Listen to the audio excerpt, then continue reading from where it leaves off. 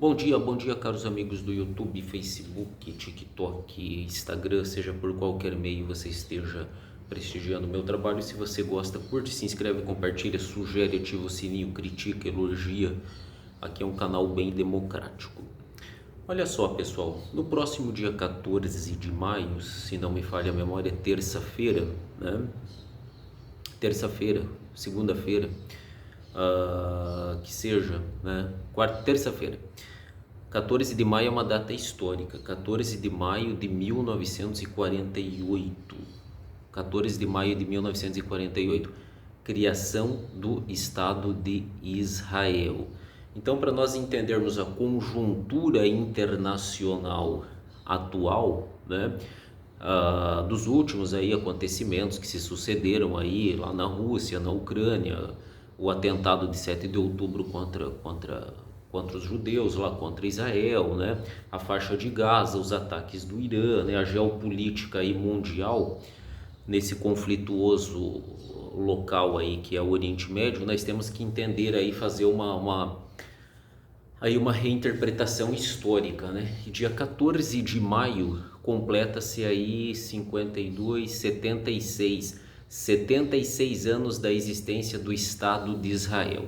Então é importante a gente refletir, é importante, é de suma importância, é um assunto da atualidade, né?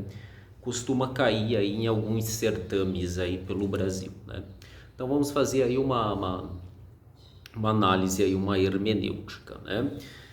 Genericamente, olha só, o judeu, ele foi um povo que teve a diáspora. Diáspora é a dispersão, ou seja, se a gente pegar lá desde de Abraão, da promessa feita por Deus de Abraão, que saiu lá da Mesopotâmia, atual Iraque, né, da cidade de Ur, e foi para a terra prometida, e lá farei de ti uma grande nação, né? Isso há 4.000 anos mais ou menos. Então nós temos aí a questão antiga, né? Você tem o Abraão, que foi conduzido para a terra prometida, a terra de Canaã, onde hoje é o Estado de Israel, a Palestina, né? E Abraão lá se fixou, né? Abraão teve filhos, Isaque e Jacó. Dos filhos de Jacó surgiram as 12 tribos de Israel, né? Que ali conviveram com os cananeus, que já habitavam aquela região. E aí o judeu se dispersou, eles tiveram um grande problema climático, né? Ó, quem é adepto aí do aquecimento global já teve um problema climático lá há 4.000 anos, né? Uma grande seca, eles foram lá pro Egito, ficaram escravos do Egito. Depois Moisés, com a abertura do Mar Vermelho, fez com que esse povo judeu voltasse ali para Canaã, né, para Judeia, né, o que viria a ser a Judeia. Os romanos batizaram aquela localidade como Judeia, né?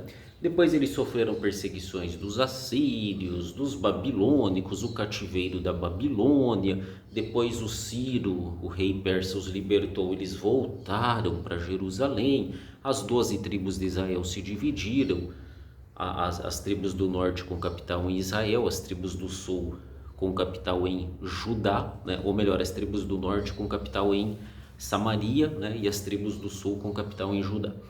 E depois veio a dominação romana também, ou seja, teve dominação naquela localidade ali para dar e vender. Assírios, babilônicos, seleucidas,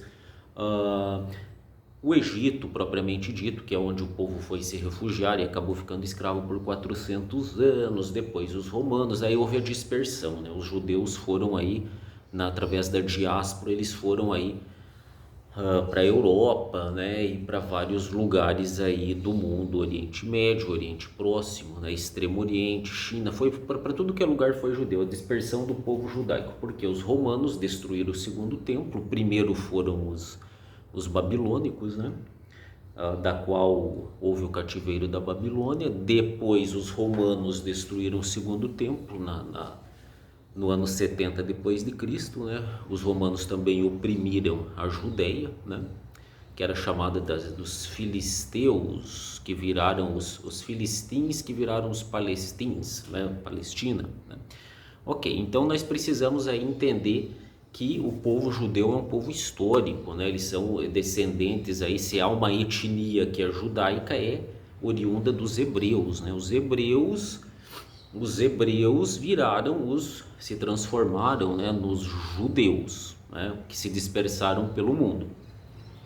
Então a gente tem que entender aí essa questão, né, da dispersão dos judeus. Então o judeu enquanto etnia, né, o judeu enquanto nacionalidade, que na verdade não existe, é o Estado de Israel que assambarca outras etnias além do judeu, né? A maioria, extrema maioria são judeus, mas tem outras etnias, então ali Israel não é uma etnia, ele é uma nacionalidade. E o judaísmo religioso propriamente dito, que é de quem confessa, né, de quem confessa o credo judaico, né, as leis aí deixadas por Deus a Moisés, né, toda a tradição, os ritos aí e as doutrinas, os dogmas judaicos, né? Então vamos entender isso, o judeu enquanto etnia, enquanto nacionalidade e enquanto religião, né? Outra questão que nós temos que analisar, judeu, ele existe o ortodoxo, o liberal e os reformistas, né? Você tem o judeu askenazi, que foi para o norte da Europa, e os sefariditas, que eram da Península Ibérica. Então, certas coisas elas precisam ficar claro para a gente não fazer aí uma salada e uma mistura que depois fica difícil entender as coisas. Mas vamos nos centrar aí no Estado de Israel. O judeu foi um povo disperso pelo mundo. Ele sofreu perseguições das mais diversas possíveis pela sua condição de ser judeu enquanto religião, pela sua etnia, né, de certa forma, como foi ali no projeto eugenista dos nazistas, sofreu perseguições por questões econômicas, religiosas da parte dos cristãos, né, das partes dos cristãos também, que associaram aí o judeu ao judaísmo, a morte, a não aceitação de Cristo, né? O judeu não aceita Cristo como Messias, apenas como um profeta, né? O livro sagrado dos judeus é a Taná, da qual a principal parte é a Torá, né? A língua nativa é o hebraico, e esses judeus ali que se dispersaram ali da terra prometida, a terra de Canaã, chamada pelos romanos de Filisteia, né, que deu origem aos palestinos, depois, né, eles se dispersaram aí pelo mundo, eles foram dispersos pelo mundo, foram para tudo que é lugar. As perseguições, elas foram variadas ao longo da história. Você tem a Inquisição, né? No processo inquisitório não se puniam judeus, mas se converteram muitos judeus ali na Espanha, na Península Ibérica, ao cristianismo, os chamados cristãos novos. Depois disso você vai ter o que? Lá na Rússia czarista você tem um fenômeno chamado pogroms, que são perseguições que os césares russos, lá os Romanovs, né, o séquito do Romanov, empreendia contra os judeus, antes do nazismo ainda. Lá para o final do século XIX vai surgir um personagem chamado Theodor Herzl. É importantíssimo vocês entenderem esse nome, Theodor Herzl. Ele é o formulador daquilo que viria a ser chamado sucessivamente de sionismo, né? Então você tem uma diferença entre a requisição do judeu enquanto ter o seu espaço, a sua soberania, a sua autodeterminação, como diz a ONU, e o projeto sionista, que seria um projeto colonialista e imperialista de hegemonia do judeu ali no Oriente Médio. No final do século XIX vai surgir os protocolos dos sábios de Sião, que foi um documento produzido pela Ukirana, né, pela NKVD, um serviço de inteligência dos Romanov, lá da Rússia, né? Eles vão produzir aí, através de uma falsificação de algumas ilações e reducionismo, eles vão produzir aí um documento intitulado Os Protocolos dos Sábios de Sião, né, onde nesse documento se alega um suposto projeto sionista de domínio do mundo envolvendo os banqueiros judeus. O judeu também ele sempre foi aí visto aí como conspirador por ele controlar uma parte dos bancos, né? Aí tem toda uma questão, como o judeu ele não podia ter terras, ele estava proibido de ter algumas profissões, como o cristianismo proibia a usura, o lucro, né? A cobrança de juros, o judeu pôde se dedicar a esse ofício e obteve algum sucesso, né? Tanto que alguns banqueiros aí de renome mundial são judeus. Ok, o que isso tem a ver, professor, com a criação do Estado de Israel? Tudo. Por quê? O que vai acontecer? Essa dispersão judaica no mundo, ela vai culminar durante a Segunda Guerra no conhecido fenômeno do Holocausto. A morte, o sacrifício de 6 milhões de judeus perpetrados pela Alemanha nazista. O que vai ocorrer após o fim da Segunda Guerra? Vai ser criado um órgão denominado Organização das Nações Unidas, ONU, que substituiu a Liga das Nações, que também era um projeto que envolvia algumas nações aí na promoção da paz, que não teve sucesso nenhum no interstício entre a Primeira e a Segunda Guerra. Surge então a ONU. A ONU, através dos seus embaixadores, dentre eles Oswaldo Aranha, né, um diplomata brasileiro, entre eles Davi Ben-Gurion, né, um nome importante na criação do Estado de Israel, eles se reuniram e decidiram sim que o judeu precisava do seu espaço vital, precisava ter a sua pátria. O judeu era um povo sem pátria, então eles resolveram criar uma pátria para um povo que não tinha pátria. O judeu era um povo, né, disperso pelo mundo, mas que não tinha uma pátria. A criação do Estado de Israel, Davi Ben-Gurion, a ONU, 1948, pós-genocídio, pós-holocausto, ensejou a criação do Estado de Israel. Davi Ben-Gurion, nome importante. Theodor Herz, final do século XIX. Sionismo, protocolos dos sábios de Sião. Nós precisamos interligar, contextualizar, relacionar, né, todos esses pontos. Então o judeu era um povo disperso, é um povo histórico, né, um povo histórico, uma religião monoteísta que é advinda de uma etnia, que são os hebreus, que ocuparam a terra prometida, Canaã, né, através da promessa de Deus a Abraão, que sofreram perseguições de egípcios, de assírios, de babilônicos, de seleucidas, de romanos, na Rússia czarista, os pogros, e na Alemanha nazista, o Holocausto. Findada a Segunda Guerra, toda aquela tragédia, a ONU, né, encabeçada aí também por Oswaldo Aranha, por Davi Ben-Gurion, resolveram então que um povo sem pátria precisava de uma pátria. E onde é que eles escolheram? Exatamente a Palestina, né? Onde teve os dois templos, né? O templo de Salomão, o primeiro templo destruído pelos assírios, o segundo destruído pelos romanos, né? O Monte Sião, Jerusalém, a cidade celeste, né? E tal, toda a simbologia e a mitologia que o judaísmo carrega. Eles resolveram que os judeus precisavam de um espaço vital e criaram lá na Palestina, 14 de maio de 1948. Davi Ben-Gurion foi o grande mentor aí desse projeto, já antevisto lá atrás por um outro personagem que vocês não podem esquecer, Theodor Herz, né? O que é acusado aí de um suposto projeto sionista. O que vai ocorrer? Veja bem, o que vai ocorrer? Vai ocorrer que aquela região, obviamente, ela já era habitada pelos árabes, pelos palestinos, né? Os palestinos, eles durante muito tempo, aquela localidade ela estava sob a tutela do Império Turco Otomano. Findada a Primeira Guerra, o Império Turco Otomano, que se aliou ao Império Alemão e ao Império Austro-Húngaro, perdeu a guerra. Os vitoriosos britânicos, franceses, né, a Entente, a Tríplice Entente, né, França, Inglaterra, Rússia, né, e depois Estados Unidos, formaram a Entente e venceram os aliados da Primeira Guerra, Império Austro-Húngaro, Império Alemão e Império Turco Otomano, que era aí quem tutelava, né, aquela região da Palestina, né, O que vai ocorrer então?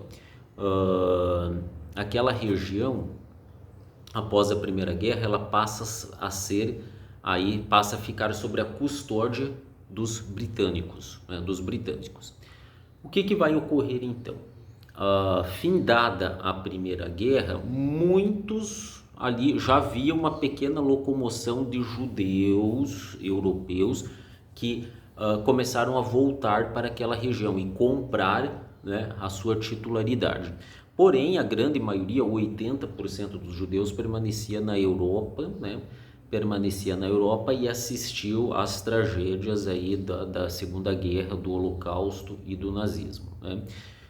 Findada esse tenebroso processo aí do Holocausto, das perseguições, esse povo que estava na Europa, disperso ainda, precisava de um lugar. Eles resolveram criar o Estado de Israel com a ajuda britânica. Eles começaram a se mover para aquela região e comprar terras naquela região. Essa é a origem do Estado de Israel. Aí acontece um monte de coisa. Ali começa a origem dos conflitos árabes israelenses, que dura lá desde 1948 até hoje. A Guerra dos Seis Dias, aí é a Guerra do Yom Kippur, né? E as guerras que foram se sucedendo naquela região. Então ali é uma região altamente explosiva, perigosa, tendenciosa à guerra por motivos, claro, a gente pode dizer assim, são motivos territoriais, estratégicos, sim.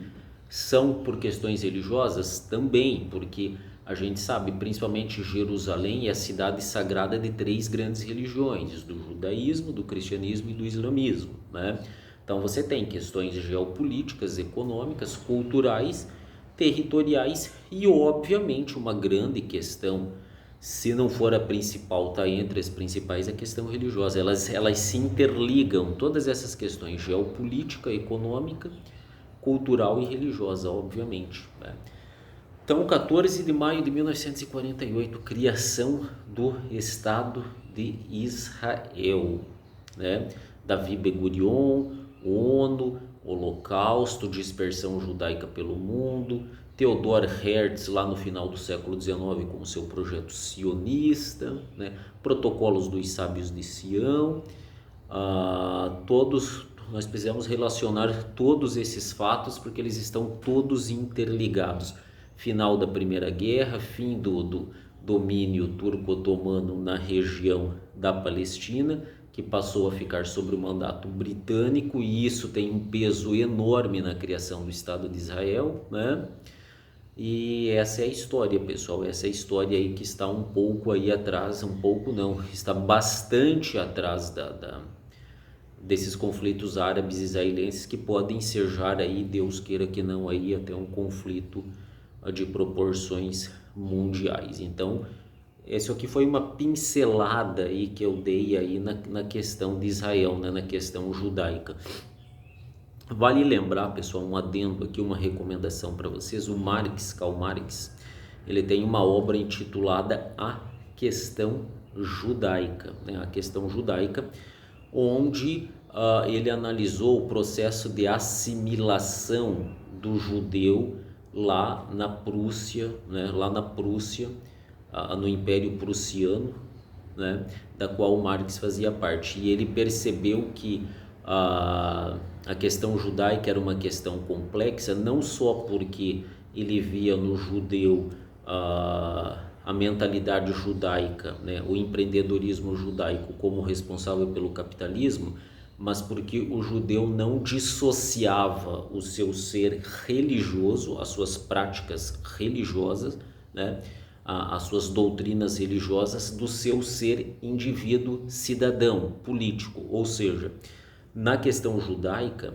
o Marx via algo muito grave desde aquela época, que era o quê? O judeu ele não era assimilado dentro da cultura nacional devido às suas crenças, a seus dogmas, às suas doutrinas judaicas. Ele era sempre o separado, ele formava uma comunidade separada.